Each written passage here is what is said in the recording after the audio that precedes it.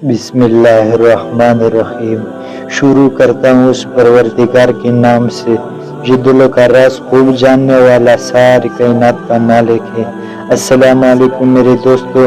آج ہمارا موضوع ہے دجال۔ یقیناً دجال کے بارے میں ہم سب کے ذہنوں میں بہت سے سوالات گردش کرتے رہتے ہیں کہ دجال کس سے پیدا ہوا، اور اس کے ماں باپ کون تھے، اور اس کی بیوی کون تھی۔ دجال کے بارے میں بہت سے علماء کرام کا خیال ہے کہ وہ ایک انسان ہے جو حضرت ابراہیم علیہ السلام کے دور میں موجود تھا، اور اللہ نے شیطان کے ساتھ ساتھ دجال کی موت کو بھی ایک مدت تک ملتوی کر دیا، اور یہی وجہ ہے دجال آج تک زندہ ہے۔ لیکن آج وہ کہاں ہے اور کب ظاہر ہوگا، تو اس کے بارے میں حدیث سے یہ ملتا ہے کہ دجال کو ایک نامعلوم جزیرے میں قید کیا گیا ہے جس کا علم اللہ کے سوا کسی کو بھی نہیں ہے۔ متعدد علماء کے مطابق دجال کا ٹھکانہ جاپان کے شیطانی سمندر میں ہے، جبکہ صحیح مسلم کی ایک روایت کے مطابق دجال کا خروج مشرق سے ہوگا۔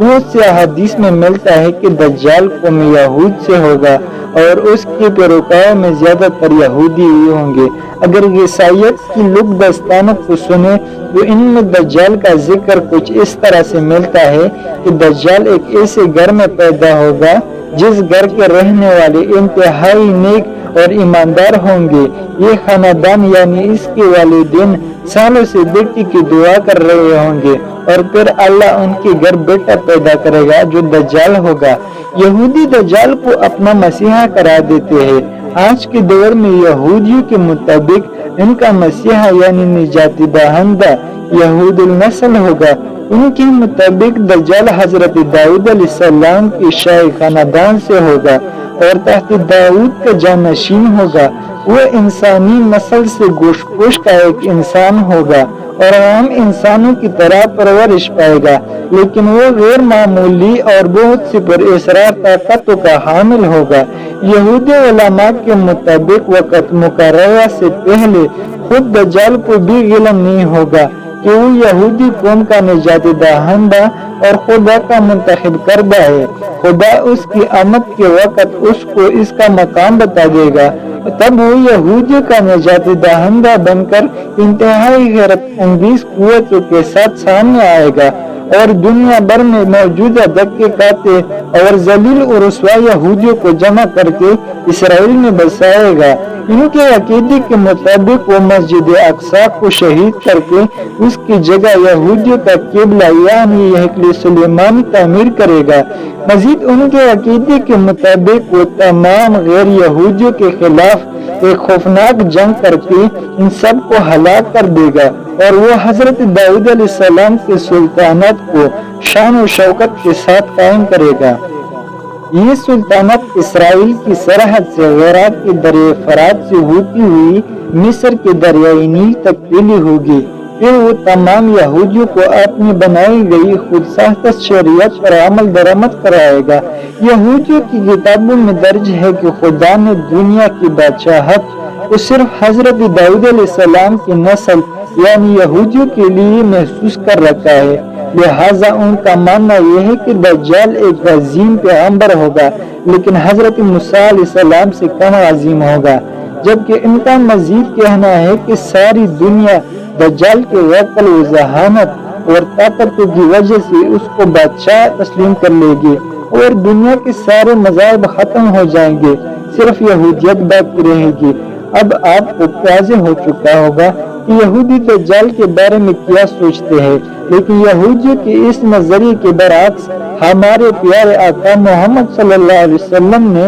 1400 سال پہلے ہی بتا دیا تھا کہ یہودی دجال کو اس کی طاقتوں کی وجہ سے اپنا آقا اور رہنما مان لیں گے۔ اب پتہ چلتا ہے کہ وہ ایسا کیوں کریں گے، لہٰذا آج دنیا میں جتنی بھی بدامنی ہے وہ یہودیوں کی جانب سے اس لیے پھیلائی جا رہی ہے کہ جلد از جلد اپنی مسیحا کو دنیا پر حکمران دیکھنا چاہتے ہیں۔ اسرائیل کا قیام بھی دجال کے استقبال کی پہلے باقاعدہ تیاری کی وجہ سے ہے۔ یہودی دجال کو ایک خوبصورت اور خبرو نوجوان مانتے ہیں، لیکن اسلام کے نزدیک دجال ایک بدصورت اور کانا شخص ہوگا، اس کے بال گنگریالے ہوں گے جسے اس کے سر سے سانپ لٹک رہے ہو، اس کی رنگت سرخی مائل سفید ہوگی، اس کی پیشانی اور گردن بہت زیادہ چوڑی ہوگی، اس کا قد چھوٹا ہوگا اور کمر میں کب ہوگا، اس کے باوجود وہ بہت طاقتور ہوگا، وہ عام انسانوں کی طرح نہیں چل سکے گا۔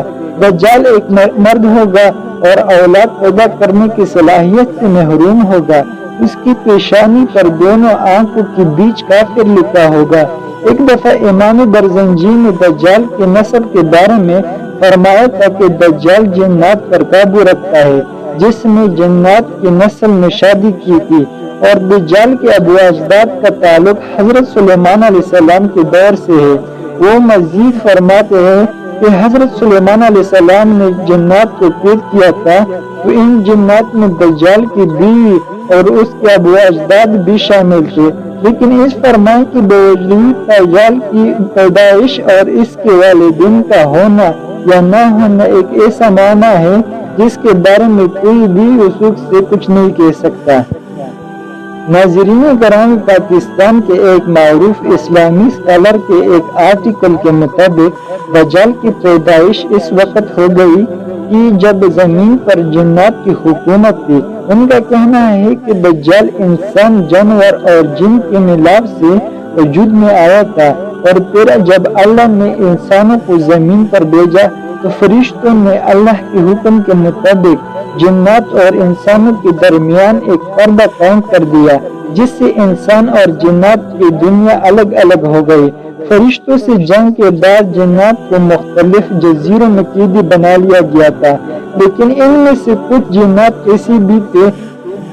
جنہوں نے فرشتوں سے بدلہ لینے کا سوچا۔ یہ وہ وقت تھا جب ایک جن نے ایک انسان سے جنسی ملاپ کرنا چاہا، لیکن وہ ان دونوں مخلوقات کے درمیان حائل رکاوٹ کی وجہ سے ایسا نہ کر پایا۔ اسی دوران جساسہ نامی ایک اور مخلوق جو کسی جانور کی نسل سے تھی، اس نے ان دونوں کے درمیان اولاد کے حصول کے لیے خود کو پیش کیا، اور اس طرح انسان اور جن کا تاہم جساسہ کے پیٹ میں پالنے لگا، اور اس طرح ایک تیسری مخلوق پیدا ہوئی جسے دجال کہا جاتا ہے۔ پھر دجال کو فرشتوں نے زنجیروں سے باندھ دیا تاکہ دنیا دجال کی شر سے محفوظ رہ سکے۔ ناظرین گرامی، دجال ایک قسم کی انوکھی مخلوق ہے جس کو جساسہ کے ذریعے تمام خبریں ملتی رہتی ہے،